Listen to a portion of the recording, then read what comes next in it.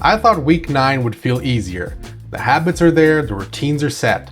But instead, it has been the hardest week so far. The gym absolutely crushed me. I felt drained every day, and the scale hasn't moved an inch. And somehow, that's what made it the most important week so far. When I walked to the gym, I was already tired. I didn't have that let's go energy. And by the time I left, yeah, I was completely wrecked. Not just sore, not just low energy, drained.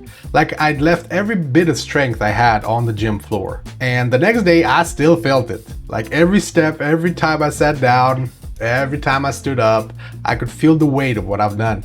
And the thing is, it didn't just happen once. By midweek, the fatigue was there, my body felt heavier. Even the simple movements took more effort. Normally that's when I shut down. Like that's when the excuses win. But this time something different happened. Even though I didn't feel like I had the energy, some part of me still knew I could go on. And not comfortably, not with, motivation, but I could still go. So I did. For someone like me, that's not normal. That's not normal, man. That's new. And honestly, that's probably what growth feels like. Okay. Whoever invented those ropes things, why? Why did you do that? That's not... No, thank you. Jesus. Those things absolutely annihilated me. Holy crap. And I used to make fun of them. I was like, yeah. Because normally tired weeks would mean total rest. Nothing. No steps, no efforts, no progress. Just reset days that were really just excuses. But now recovery feels different, looks different. I still went out for walks. Slower pace, lighter effort, but I moved.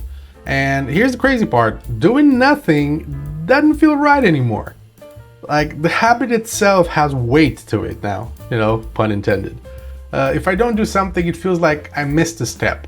And that's a shift I never had before. And let's be real, these weren't exciting days. They weren't personal records or highlights, but they're like the glue that holds everything together.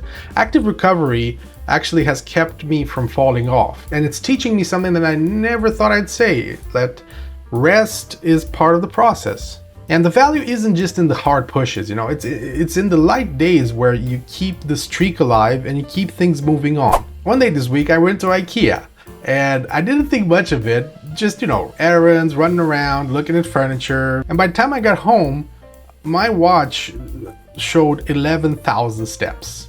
And that really blew my mind, because a few months ago, that would have crushed me. My feet would have hurt, my back would have been screaming, and I probably would have just written off the next day as a complete recovery day.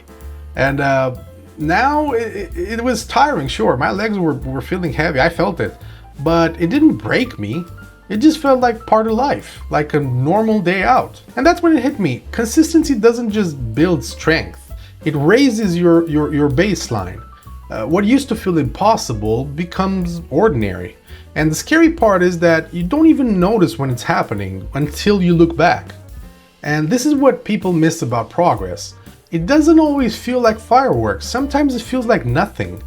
But that nothing is proof that the baseline has changed. Like the challenge stays the same, but you increase yourself in strength. The real highlight of the week wasn't in the gym or in a walk. It was actually in my closet.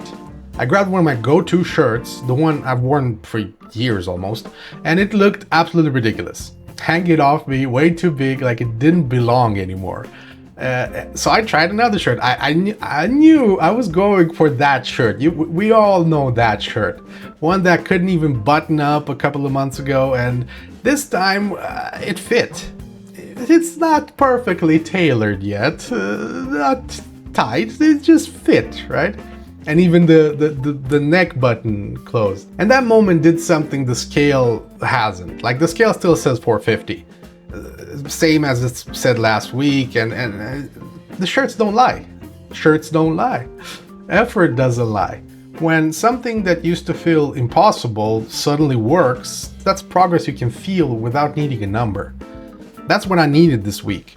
Even though it was a hard, dramatic week, the proof that the work is paying off in ways that the scale can't show me.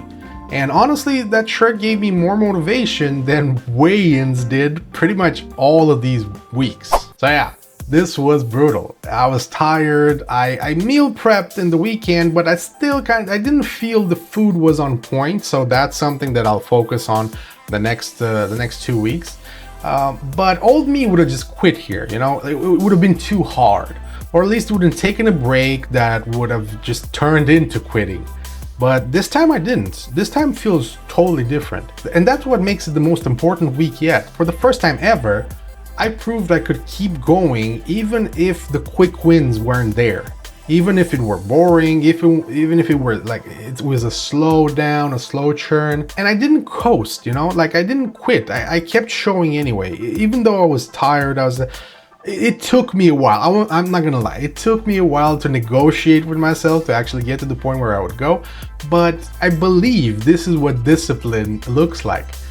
I didn't have it before, so this is a whole new thing for me, you know? It's not loud or dramatic. It's just quiet, stubborn consistency. Doing it even when I don't want to, even when I don't get the reward right away. I don't get that instant validation. And yeah, for me, that's completely new. And honestly, it feels more valuable than every single, you know, good week I've had so far. These last few weeks of 75 Soft are going to be focused on muscle gain and such. And also need an absolute haircut because, yeah, this ain't working anymore.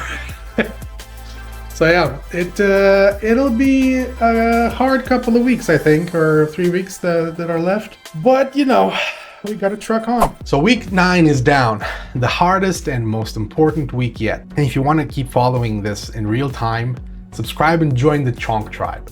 We're building this positive corner of the internet one day at a time, and it's turning into something quite special.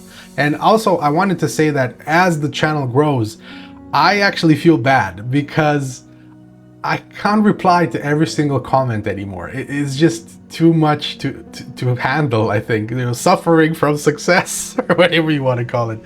But I really do try to reply to as many as possible, and I appreciate every single one of it. Yeah, and I appreciate every single one of you guys for being here and supporting me and watching, commenting, liking, absolutely everything.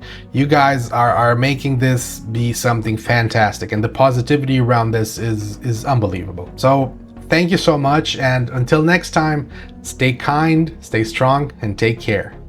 Chonk out.